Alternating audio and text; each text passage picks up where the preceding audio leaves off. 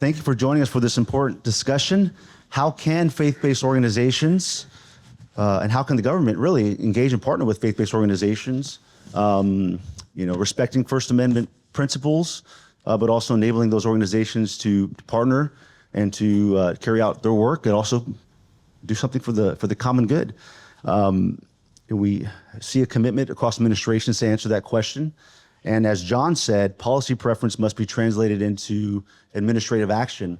And here we have with us leaders that have been engaged in that work from early on and to the present day.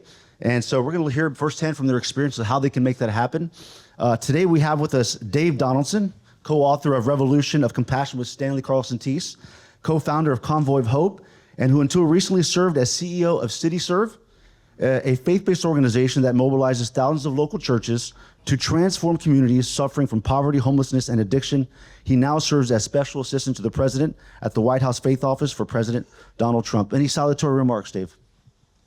I don't know. After hearing that, I reminded of Walt Disney for his 25th anniversary. He was asked if after 25 years, what would you do differently? And he smiled and said, I don't want to do it over again. So,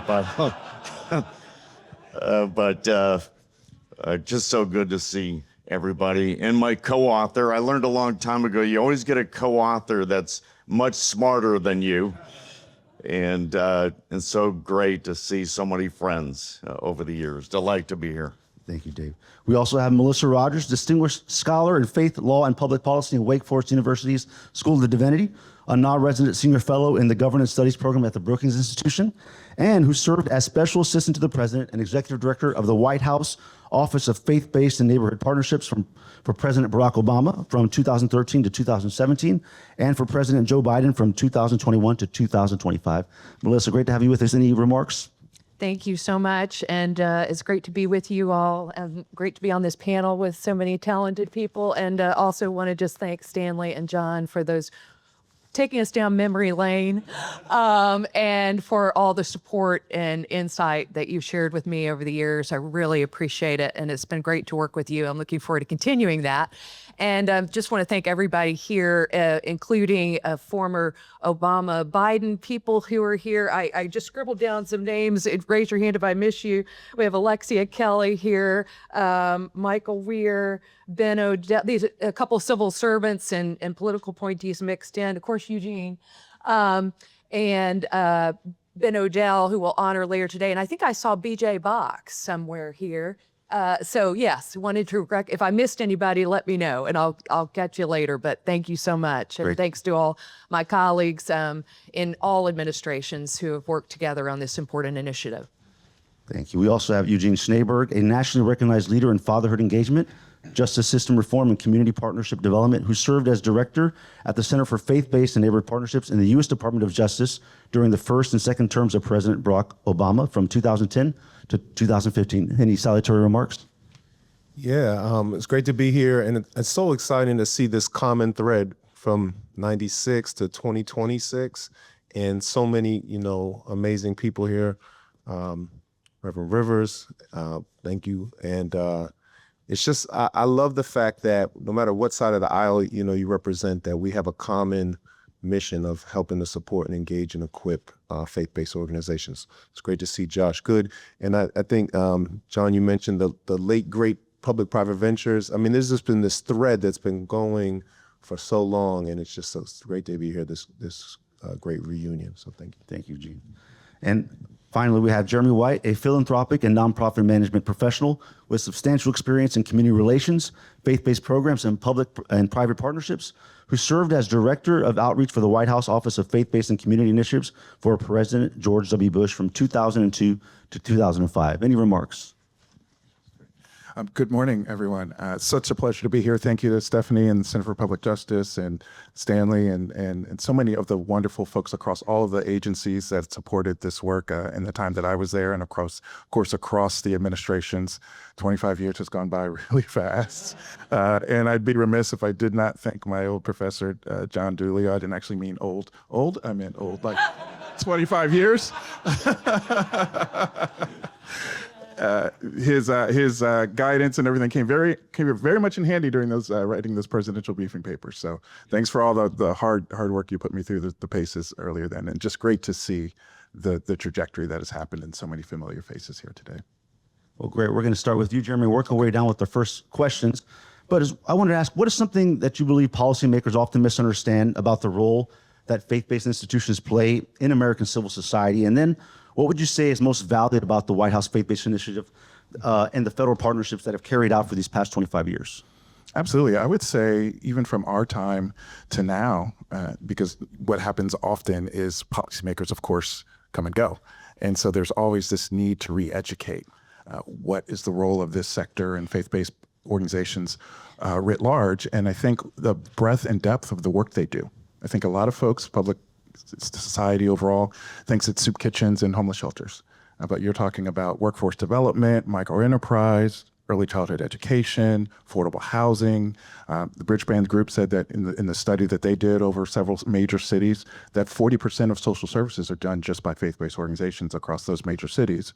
1.2 billion, there's numerous numbers out there, but in their study, $1.2 billion worth of work done. And so one of the things that Stanley was so great at doing, and our team in the beginning, was to say, what would happen if this went away? What would it look like, right? To be able to paint that picture and say, what happens if we don't have this sector, if we don't support it? And so I think that breadth and depth is something that needs to be a constant reminder to folks on the Hill, folks in the White House, and just the general population, corporate and philanthropic sector as well. And then I think when you're looking at what's important for folks to understand from the faith-based organizations themselves, access. I think that is something that this initiative has done, is to bring these folks in. It's directive outreach. I can't think of how many meetings we had. It was just a full day long of 10-minute meetings, right? It's just folks coming in and saying, hi, I represent X. Gene Rivers, good to see you. And we had many meetings and just going around the country.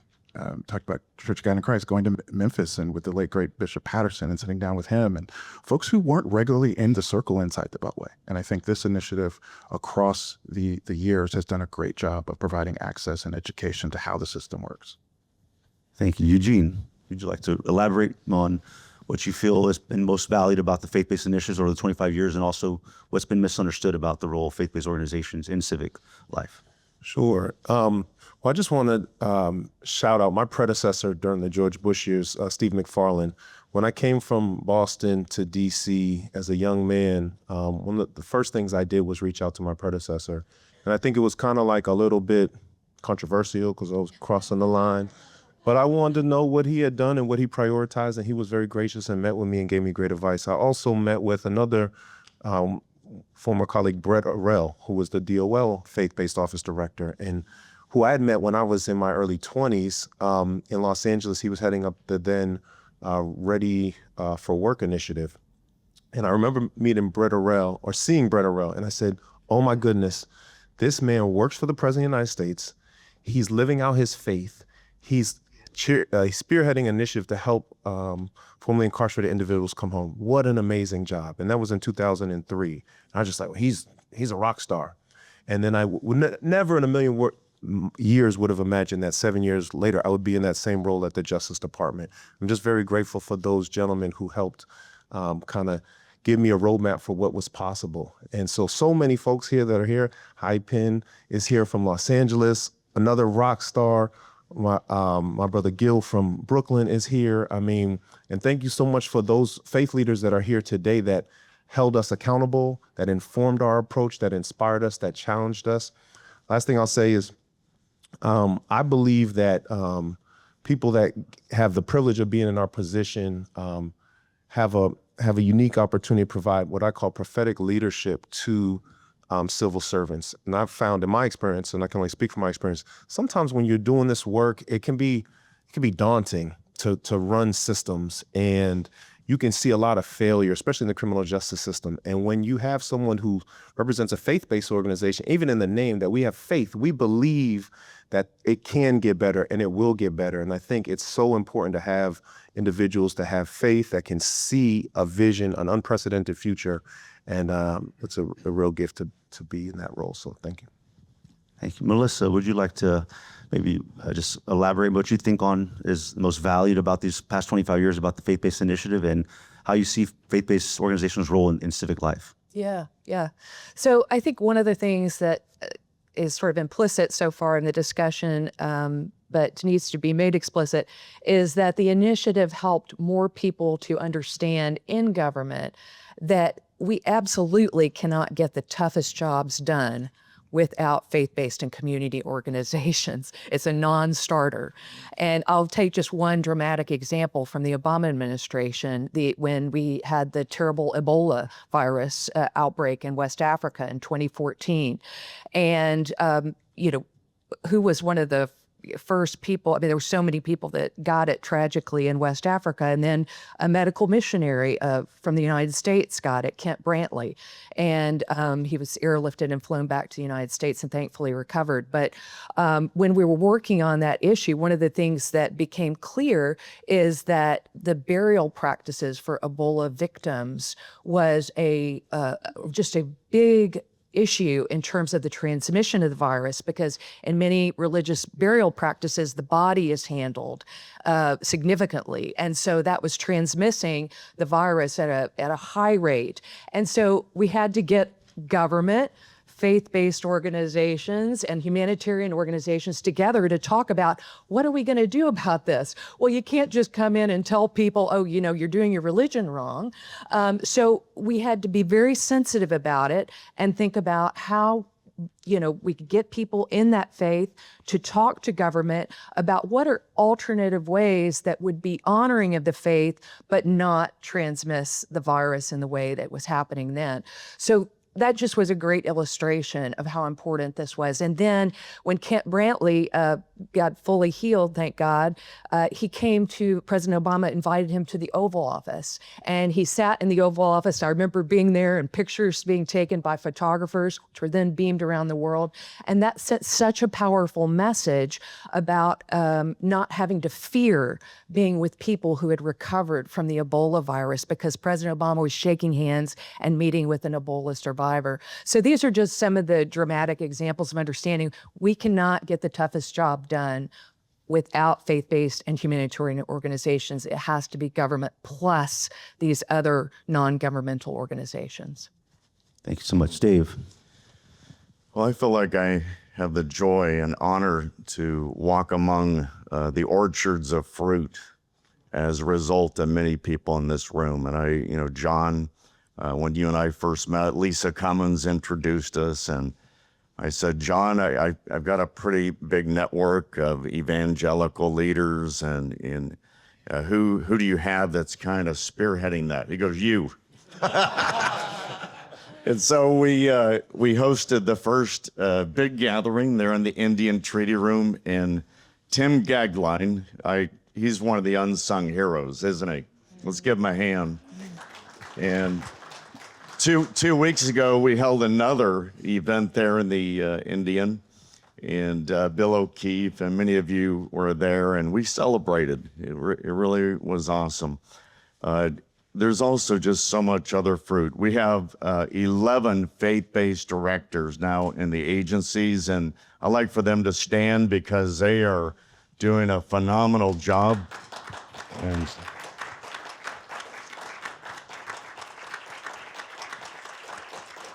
And I think it's pretty cool how many of them are interfacing directly with the Secretary's office. And again, that's just fruit, of your service over the years. When Stanley and I started this book, we based it on really a quote from Martin Luther King Jr.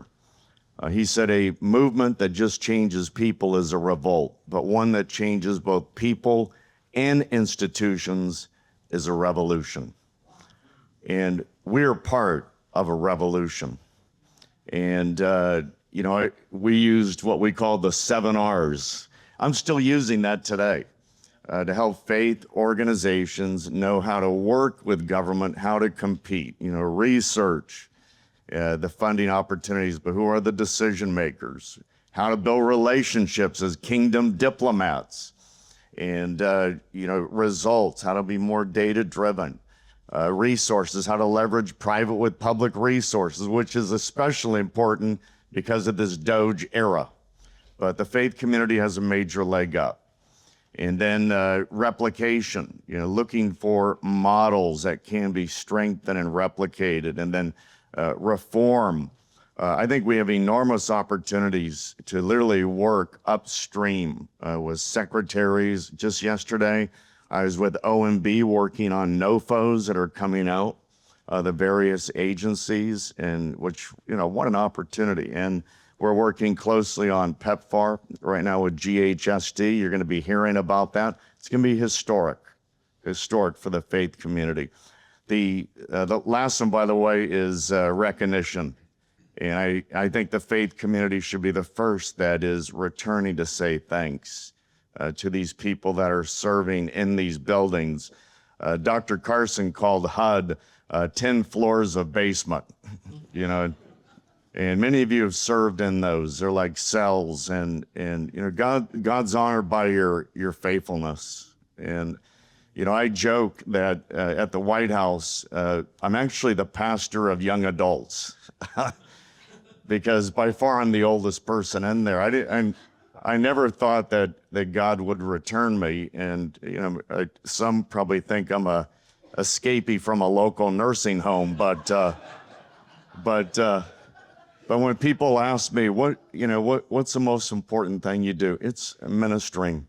I'm a minister, and I want to be salt and light, and in the White House and the agencies. I go into the West Wing. I'll be in there today.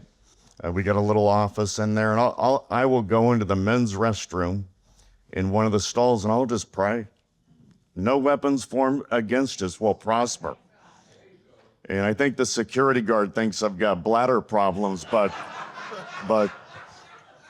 it's a compassion revolution. But more importantly, we need revival. We need revival, and it's happening. Thank you, Dave. And we're going to ask you a little bit later about the furniture, see if you got enough grade on that. You're talking about the revolutionary work. Eugene, I'm going to go to you. This revolutionary work, when people think about it, they think about the White House, but most of the work gets done within the agencies. And so my question is, from your experience, what makes these partnerships succeed or struggle inside federal agencies? And additionally, did you get the sense that other agency officials or civil servants were just as committed to this initiative as President Obama was? Absolutely. So thank you. One of the things that was like my favorite part of being part of our years from 2010 to 2016 was being at other federal agencies. We had so much engagement. I was at HUD often, I was at ED, I was at DOL, I was at SBA, at all of the agencies, and I was able to learn about the resources that they had available and then share it with those who came in contact with me, and also share the resources we had at the Justice Department. So I just want to put in a plug for that interagency collaboration among the faith-based offices, because there's real power in that. If all I have to tell you is what we have going on at DOJ, it's limiting, but if I can tell you about what's going on at ED and these various other agencies, it makes you very impactful. The other thing that Brent Orrell told me early on, he was able to secure, I think it was something like $32 million through a public-private partnership with the Ford Foundation. Josh knows all this. He was very instrumental in it. Ford Foundation, OJJDP, and DOL. And I was just floored by his ability to convene various stakeholders and public-private resources. And so I kind of made it my mission. If he was able to do that in the Bush years, how can I do something similar at DOJ? And so, I made it my point. One of the R's was, I think, relationship, or maybe I'm making that up. But just making sure I had great relationships with those who held the purse strings within my agency, and understanding how policy was made, understanding how RFPs were crafted, even though we didn't have a budget. Do you guys have budgets yet? So I made it my mission to help inform the RFPs as they were going out. So one that I'm particularly proud of is we started an initiative called Strengthening Relationships between incarcerated fathers and mothers and their children. And I think initially we worked with OMB and the DPC through a year-long interagency task force on children of incarcerated parents. But to this day, from 2012 to now, there's at least $5 million in the annual budget that goes to support children of incarcerated parents. Across administrations, it's stayed in place. And so I think there's certain things that have bipartisan support, and we try to focus on those things: children of incarcerated parents, reentering citizens, reducing youth violence, and responsible fatherhood were the 4 things we focused on. And it was great to know that, the majority of Americans really cared about those things. Thank you. Jeremy, faith-based organizations often operate differently from secular nonprofits in governance, mission, hiring. In your work, what have been the biggest challenges in ensuring that faith-based organizations can participate in public partnerships? And I'd ask you to please feel free to distinguish what you learned maybe in your time in that office, but also the insights you've gained from consulting in public-private partnerships. Absolutely.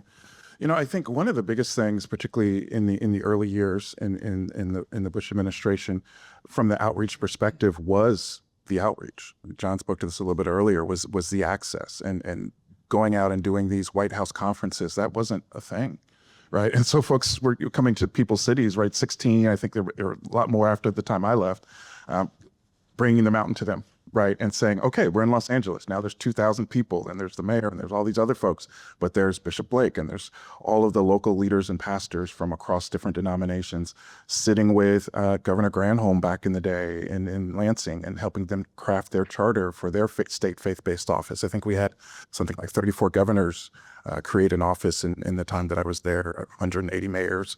It was a lot more popular. Once you cross outside the Beltway, you get on the plane, you get, oh, so you're not fighting this fight that we're fighting inside here, right? And because there are folks who are it is just this interconnected vitality that is anchored in faith that these organizations and these folks are doing in the communities, and they're not going to stop at the door typically and say, oh, well, you have a different ideological view than me, let's not feed this person, right? And so that, I think, was important to be able to say, let's have trainings, let's have capacity building, technical assistance, so that they could understand. Now in philanthropy, we typically say, and in my consulting days, we would say all dollars aren't good dollars. No slight against the government, no slight against philanthropy, but it depends on the organization itself, and do you have the capacity to do the reporting, the admin, the evaluation, the things that come with it, to make sure that you can execute well on the grant that you receive. And a lot of folks just it's particularly in this environment, though, JR, and other things happening, that folks need as much resources as they can, but they need to understand what comes with it. And so I think that was really important. And then lastly, there were so many atypical groups that didn't have access. I grew up largely in DC. I worked at Unique Learning Center here in the city. I was there when I got the call. They wanted to actually have President Bush come and do the reboot of the office at that location on 3rd Street Northwest. It didn't work because of the old row house setup. And I felt bad. I felt conflicted about leaving. And I called John, and John was like, don't do it. But it was actually, I sat in with the kids and I said, I have this opportunity to take this position to do this job. And I said, I actually will not take it if you don't approve it. And they sat there and they just looked at me like, what is it? And of course, take it. And the joy of there were so many great stories, so many great joys in terms of access. The last day I was there, we had a corporate and philanthropic summit. President was there, a lot of corporations, philanthropy. But the success story that was highlighted was a young man named Curtis from the Unique Learning Center. And his parents were alcoholics. He went on to go to Penn State, and the president highlighted him in the speech. All the kids were there. And so those types of groups don't get access to the White House without an initiative like this, not just in a dollars and cents way or some other technical assistance relationship way, but in a way that speaks to future generations of mentoring and access to folks who wouldn't have had it without the trajectory of this initiative. Thank you. As we've learned, the Bush administration initiated the first White House faith-based initiative, and then other administrations adjusted it, kind of making it their own. Melissa, you've had the honor of serving across 2 Democratic administrations, and I want to ask you, what was similar about your work across both administrations, and then what did you intentionally try to do differently during President Biden's administration? Well, I'll mention a couple of things since time is short that were very similar across administrations. 2 big important ideas. One was that we were focused as much on financial partnerships as non-financial partnerships. And I don't think that's necessarily been lifted up yet explicitly. And let me just say a word about non-financial, because I think John and Stanley did a good job of talking about the financial partnerships. The non-financial partnerships are basically when government and faith-based and community organizations share information. And here we find that government often produces all kinds of really helpful resources that are like for toxic exposed veterans to be able to get benefits and treatment for the very dire health situations that they have or may encounter. And yet we know that a lot of these people who actually would receive the benefits they don't know about them, and they're not reading the Federal Register every day. They're not looking at the White House website. And so where do they get that information? They get it from faith and community groups, because those organizations have dual competencies. They know they're trusted by and know how to meet the needs of people who are struggling. And at the same time, they are known and trusted by government. So they can be those liaisons between government and all kinds of people who need the benefits that government produces. So that is just an incredibly important insight. And this came from President Obama very clearly when we worked with him. He wanted to do both of these things. They were equally important. And indeed, there are many organizations, whether they're faith or community organizations, that don't want to take government money, but want to work with government. So I really applaud my predecessor in the Obama administration, Joshua Dubois, for getting this very quickly, taking it and running with it, including the My Brother's Keeper initiative for young men, which has just proven more and more important over the years.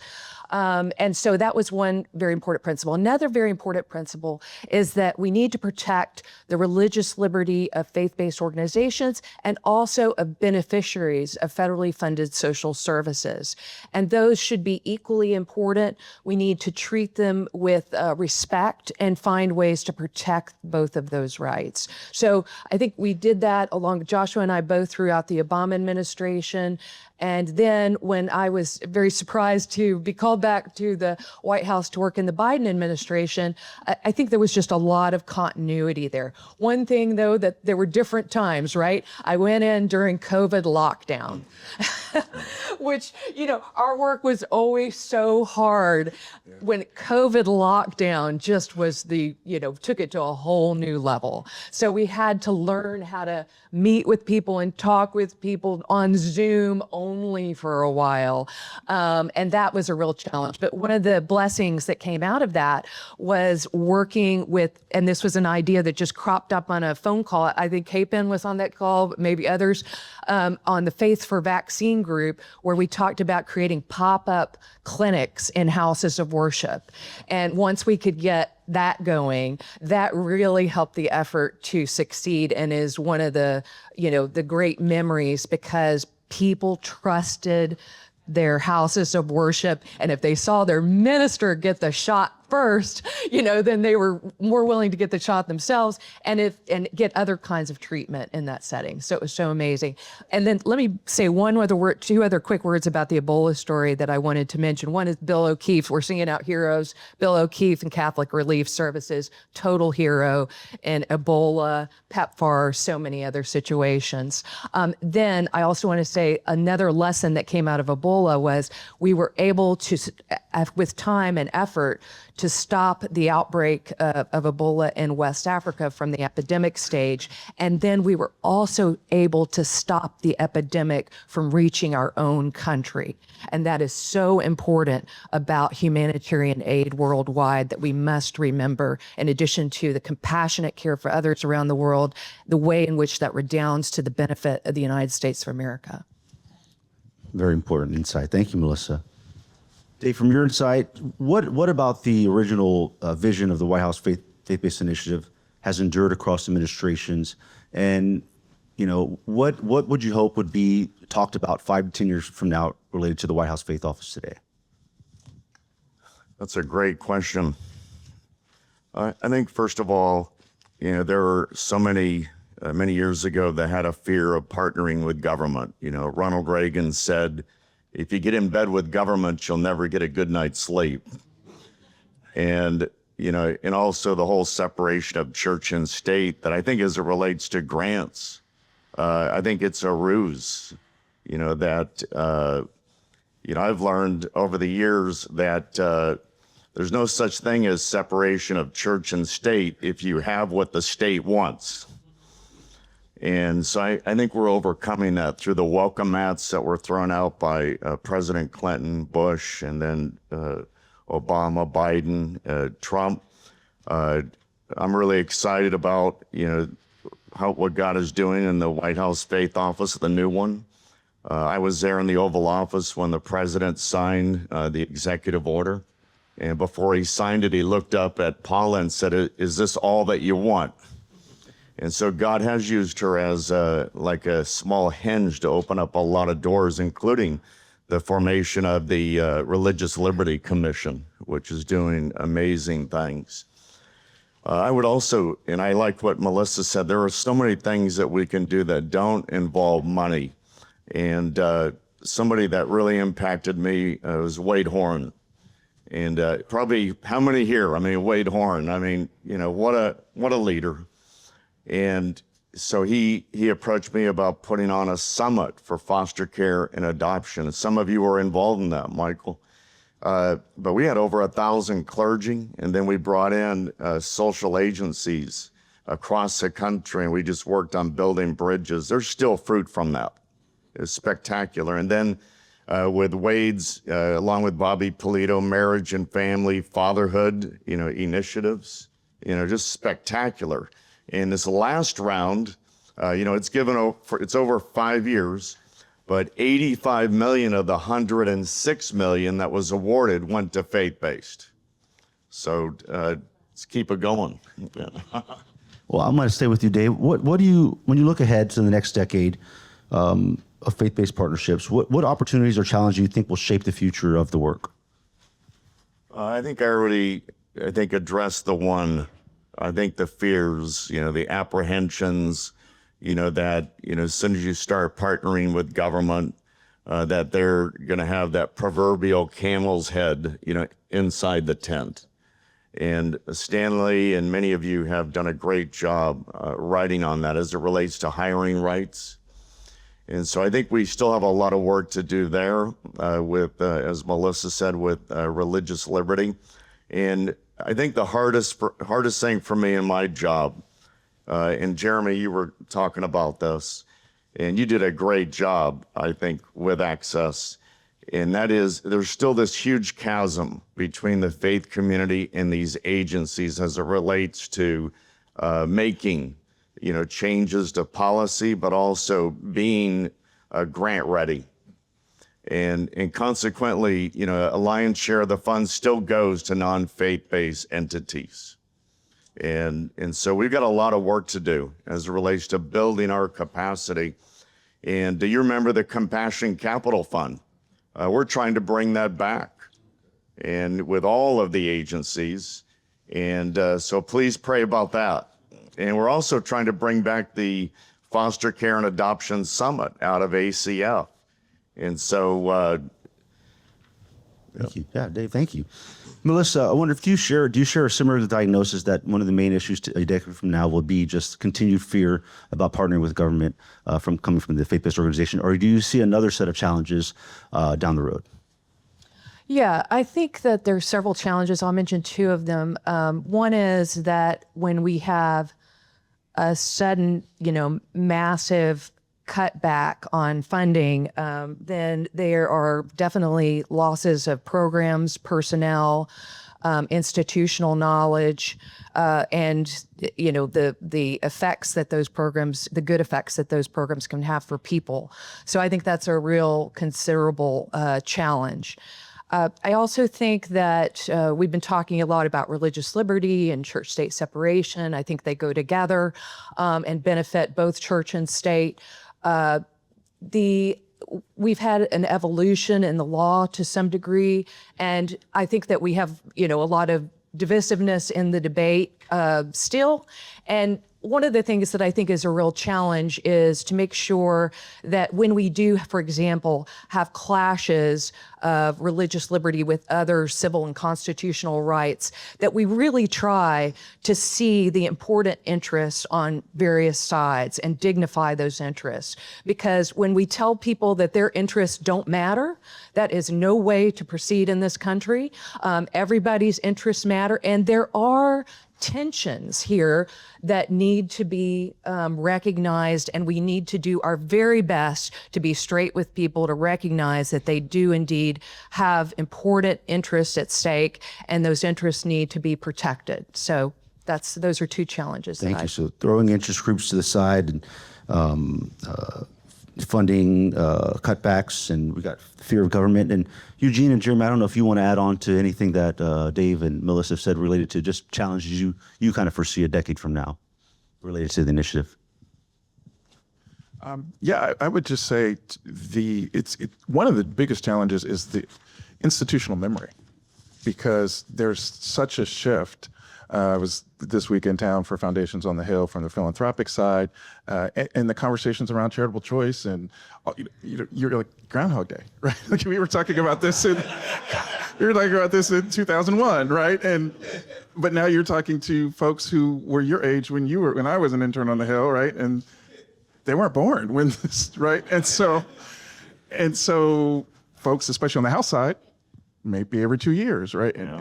So having an institutional memory or muscle that is centered somewhere, right? White House office, in the agencies with the good work that the folks are doing at the agency level, CPJ and others, so that there's this collective momentum that we're able to sustain that. So it doesn't just drop off. It's been amazing to see that it's continued through the administrations, but I think there's work to be done in collaboration with our community partners. And then they changed. I was with Ben at HHS last year, and I'm sitting at a table with African-American clergy, and I'm realizing they've shifted, right? So we need to have a way to maintain so that that's passed down from public and private, so that we don't have to start over every time that there's a shift, right? I remember that. Yes. Thank you so very much. And I think part of that institutional memory work we're trying to do here with the Center for Public Justice, Stanley's done a lot of great work, all the other reporters that remind us about the importance of the faith-based initiatives and what it's about. This last question, we should be ending on time. I'm so glad that we were able to get a lot out with just a short amount of time, but we'll start from Jeremy and work our way back to Dave. In one sentence, if you can. If it's not, you can elaborate a little bit. What is one important principle that government should remember when partnering with faith-based organizations? And what is one principle that faith-based organizations should remember when partnering with the government? I think the government needs to continue to understand, and I think this initiative has helped it do that, that these organizations are diverse and that they're doing some things that government just can't do. And that was something that we always said, that there are just things that the government won't be able to do, that these folks are hyper-local. And the trust, Melissa spoke to that around the vaccinations, that there's just a trust level there with local clergy, pastors, imams, et cetera, that the government just will never be able to do that. And so being able to use that as a strength and do that in a way that isn't top down, but also communal and listening to what the faith-based organizations have to say. And then I think that the entities, the faith-based organizations and community-based groups need to understand that there's just looking at government, I think we've done a good job with the outreach and everything else that's happened over the 25 years. But it is a chasm for a lot of these groups. I mean, some folks they have Hill people, right? There are some organizations but your average folks in the community, there needs to be, I think, a capacity and a continuing capacity technical assistance place where these folks can understand, because government is not static, as we've seen, administration to administration. And so to understand the core principles of what it takes to approach and work with government, and how that may gel with their beliefs and their views and the way that their organizations operate, and how it might not. And then also how to sustain themselves. We're seeing that in philanthropy now. A lot of folks, of course, who are reliant on government dollars don't have those government dollars now, and now they're having to pivot their revenue model. And so what are ways to do that? Thank you. And I got to plug CPJ. You know, it's Charlie Mio and our directors of different programs. We do a lot of work equipping those organizations so that they can understand what it means to get into partnership, what it entails, and so grateful for that work. Eugene, same thing. A word of advice for government officials, a word of advice for faith-based organizations. Sure. So my first advice for government folks is to remember that we work for the people and to operate with humility and understand that these organizations will outlast us by far. We're celebrating 25 years. These institutions have been around 50, 7,500 or longer. And so just remember, and then also that the responsibility that comes with it. I remember going to local communities, and before I said this, I remember someone from, I think it was like DOL came. She was a Fed. She came to Boston, and you would have thought the President of the United States came. And she was like a grant manager. And we were like, oh my God, she's with the Department of Labor. Let's roll out the red carpet. Oh my God, blah, blah, blah. Everything, you know, when people come from Washington, D.C., it's a big deal. It's a big deal for you just to be there and give access and answer questions and operate with humility. So I would just say, remember, we work for the people. And then conversely, for the people, remember that we work for them, right? And to be bold and to ask big questions. I just remember kind of first week on the job meeting with pastors from New York, and they weren't slouches, and they held me accountable, and they wanted to know, what's this gonna be like? And are you serious? And are you about what you say? And so, and let's just collaborate. Let's continue to work together. Let's continue to love on one another, but definitely work in humility. Melissa. So my advice to government, first piece of advice would be use this initiative to bring people together. That's the spirit in which it was birthed, and it needs to continue to have that spirit. I think in particular of some of the very tough situations that we had when I was in government, including going to the sites of mass shootings after those mass shootings and seeing how faith and community groups were holding those communities together. I'll get very emotional if I talk much more about it, but to remember that the strength of the American community and other communities worldwide, and the spirit that they bring and the selflessness that they bring, and the incredible role that they play. Where would we be without them? Use the initiative to bring people together. And then also say to government, remember to respect and protect religious freedom for everyone, everywhere, in equal measure. For faith-based and community groups, it's, the advice that I would give them is, first, I want to say thank you to all of them, of course, as we all have. And then also to say, don't wait for an invitation from a government official to meet with a government official, because, we'd like to get around to as many as we can, but don't wait. It is your responsibility and right to speak to us, and we want to hear from you. And thankfully, the faith-based initiative created a front door that people could find in government, and that makes a huge difference. So I would say that, and also just one other piece of advice to remember is that faith-based organizations play a role of partnership. They also have a role of prophetic witness that has been mentioned. So of course, for our faith-based and other organizations that are working and laboring in these important fields, remember not only to partner with government, but to also to speak truth to power, because people in government need to hear it. And we need to hear what we're getting wrong and how to fix it. And that will be incredibly great service that you will provide to government. So both things, partner and speak truth to power. Thank you. Dave, the last word to you. Number one, it's not the government's money. Ultimately, it's God's money. It's our tax dollars, so it's a question of stewardship. The second thing is, if we don't have a level playing field, then we are going to discriminate against people of need that deserve access to the best services. Thank you so very much. Dave, Melissa, Eugene, Jeremy, thank you. As we learn that policy preferences must be translated into administrative actions, and here are our experts that have done that. for 25 years plus. So very thankful for you all. You all can take your break. Thank you so much.